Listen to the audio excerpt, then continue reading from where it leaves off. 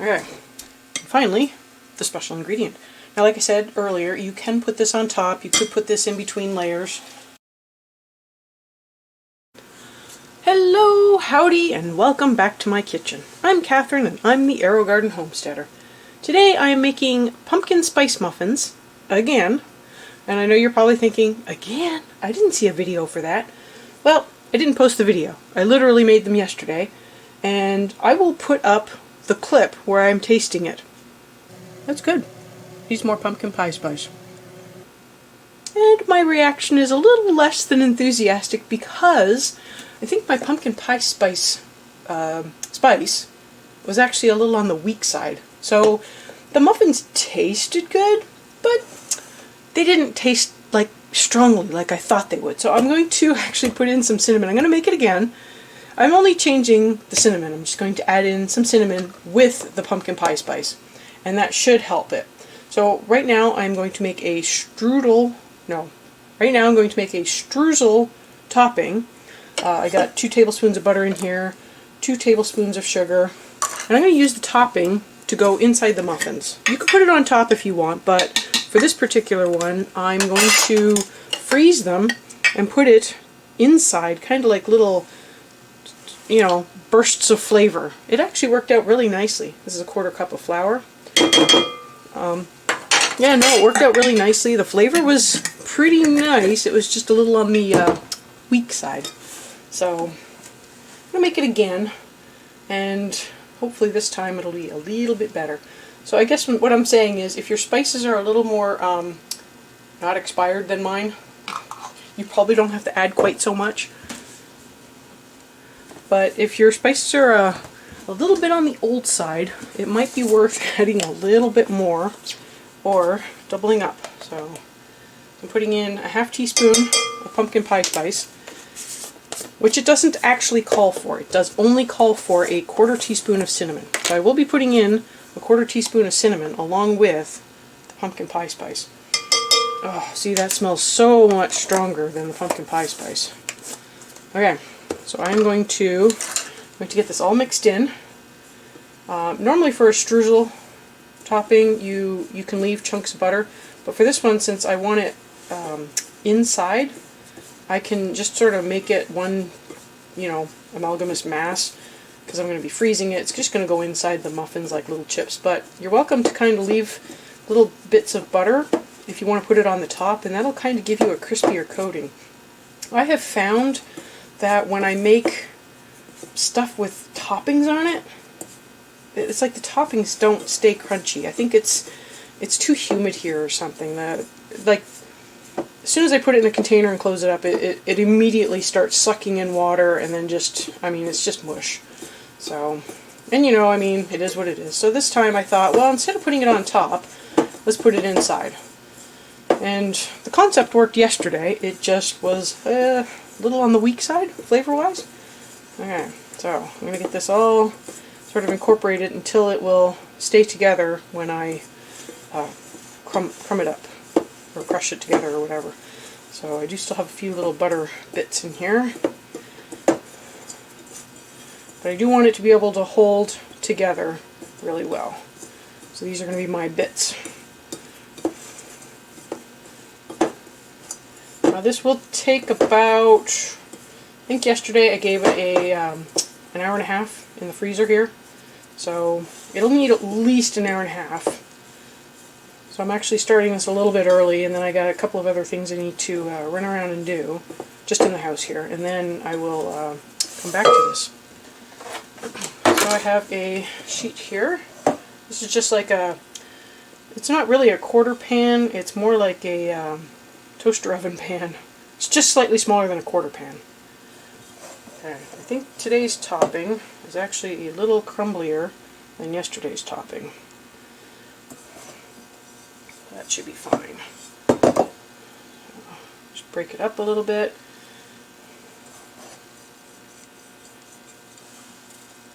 Make a bit of a mess. We're all about making messes in the kitchen here. A mess means you made something good. Okay, so If it's really crumbly like this, feel free to put in just a smidge more butter or a tiny bit more molasses if you are using molasses to make your brown sugar. It should be okay. This will work for either putting in as just a layer like a coffee cake or sprinkling it on top. But this is what I'm doing. So I'm going to throw this in the freezer and I will be back when it's ready to go. Okay, on to the next part of the muffin, which is the main body part. Yeah, I didn't clean my bowl. I don't see a point because most of the same ingredients are going to be in the same bowl. So now I need half a cup of pumpkin. This is pumpkin filling. It's pumpkin puree that I made from a carving pumpkin. Yesterday I had a little bit of pumpkin left over from like a winter pie pumpkin, so it's a little darker, but this stuff is a little lighter. It's also watery. I have taken to trying to can the pumpkin, but I do have pumpkin in the freezer, and I do want to use that up because, hey, it's taking up freezer space. So it calls for half a cup. I did strain it because I wanted to get off the extra liquid. It's going to be a very generous half cup. Alright, there we go. Get this out of the way. And I need a 1/4 cup of sourdough. This is, I fed it yesterday, because I used it yesterday. I'll show you how I feed it, but I'll do that later. So if you don't have discard, or active sourdough, or whatever, you could probably substitute this with a 1-to-1 of flour and water. Probably doesn't matter that much. That is about half a cup. Now I keep my starter a little more on the stiff side because I like it that way. It's a little sweeter, it's not as sour, it has less of that tang. So really just kind of depends on what you like in your sourdough. But I'm thinking that I'm probably going to try to do more stuff with sourdough. This is, this isn't going to be a one-off thing of, oh look, by the way, sourdough, and then never again. So if you have other recipes you want me to try, or if you want a full and complete like sourdough tutorial type thing, I can do that too. Yeah, so that is the sourdough part. Get stuff out of the way. Okay, let's get some sugar. Calls for a 1/4 cup. Now the original recipe, which I will link below, you'll just have to watch for the changes, but the original recipe makes 24 muffins. I didn't really want to go with 24 muffins, so I 1/4'd the recipe. Within reason. I mean, I can't 1/4 3 eggs, but... Okay. Before I put anything else in, I realized I wanted to kind of incorporate this together because the sourdough, as you can see, it doesn't really go in very well. So that's going to need a little encouraging.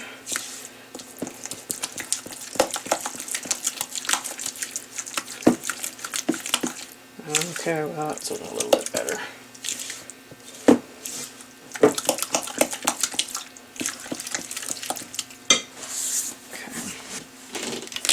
Okay, it calls for some oil.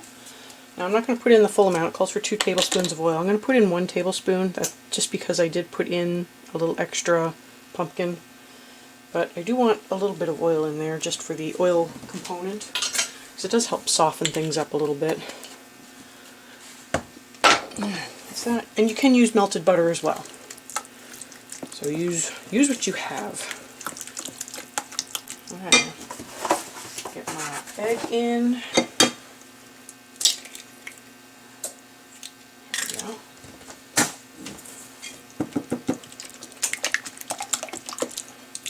I'm a 1 bowl kind of person, so I'm not mixing my wet separately from my dry. Everything is just going to go in all together in the 1 bowl. Okay. So, I just got oil on my recipe sheet, that's okay. So, cinnamon calls for half a teaspoon of cinnamon. So I got my 1/4 teaspoon here that I used earlier. I'm going to just put 2 of those. Oh, that was pumpkin pie spice. Oh, well, okay, well. screwed that up already. Okay, well, one teaspoon of pumpkin pie spice, half a teaspoon of cinnamon. Okay, well, I will just use the half teaspoon of the cinnamon then. There we go. Hopefully that will amp up the cinnamon and pumpkin flavors. Calls for vanilla, which I don't normally measure out, just glug it in, but I do want to make sure I'm not putting in too much liquid, because, hey, that pumpkin was a little on the runny side. Okay. Get that mixed in. Now, if you have brown sugar, you could probably use it. I thought about putting in some molasses just to give it that rich flavor, but I don't know that it really needs it. I've got those little pieces that I'm going to put in that have the brown sugar in it, and I think that'll be fine. Okay. I'm going to put in my baking soda and baking powder. It's 1 teaspoon each.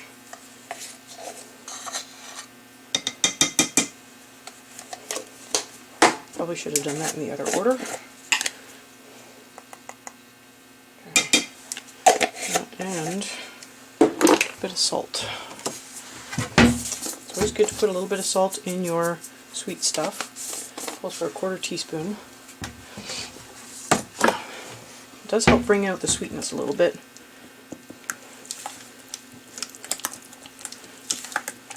I'll mix that in really well, because I don't want any lumps from the baking powder or soda.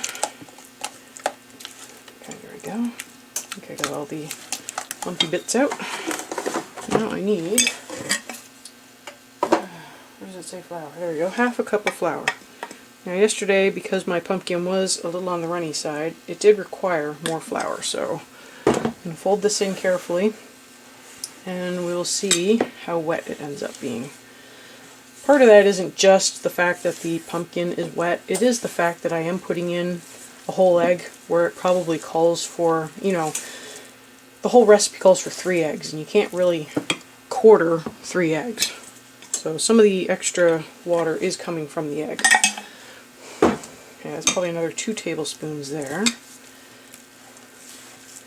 So like I said, yesterday it did take another 1/4 cup.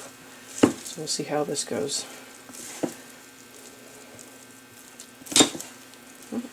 I might have gotten more of the moisture out of the pumpkin today. Okay. I'm going to get a little spray on my muffin tin. Okay. And finally, the special ingredient. Now, like I said earlier, you can put this on top. You could put this in between layers. I am putting it inside. That way it can't get soft after it's gotten nice and crunchy. So, it's been in the freezer for almost 2 hours. But I'm just going to gently fold it in because I don't want to break them all up. That's probably enough of that. I'm going to use my pumpkin spoon. You know, I might not need it. Just do it this way. So I do spray my muffin tin because sometimes if the muffins come up over the top, they'll stick to the metal part. And nobody wants to have their muffin top ripped off. That's just tragic. So I put a little spray on top, and it helps to keep them from sticking.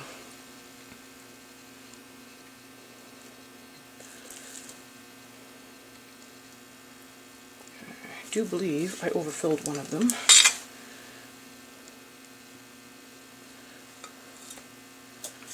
Get all that goodness scraped out. Don't waste any of it. Alright, so let's get a little bit out of that one. A bit out of this one. And a little bit out of this one. Slightly more even. Okay, so the original recipe called for 350 for, what was it, like 15 to 20 minutes. I did 350 yesterday, and it took like 24 minutes, almost 25. So I put the temperature up to 400, and I'm probably going to try it 18 minutes to see, because that's what my other recipe calls for. So give it a try, and I will report back. Okay, and as promised, while the muffins are in the oven, I am going to feed my starter. It's a little bit higher than I would normally feed at, but it's also been in the fridge for a while, so I'm just going to give it a generous feed, and maybe I can make some rolls with it once it's up. So I'm putting in about a half cup of flour. I don't normally... So when I first started out doing sourdough, I was meticulously weighing everything and getting it right where I wanted it, but once I finally started getting a feel for it, I kind of just glug in some stuff. This is filtered water that I keep in the pantry so that it's room temperature. That way I'm not like shocking it, although it kind of doesn't matter since the sourdough starter came from the fridge and it's cold. But it would make more of a difference if I was doing this every day. I know you can't see, I'm sorry about that. Okay, so love these long spoons. I gotta get more.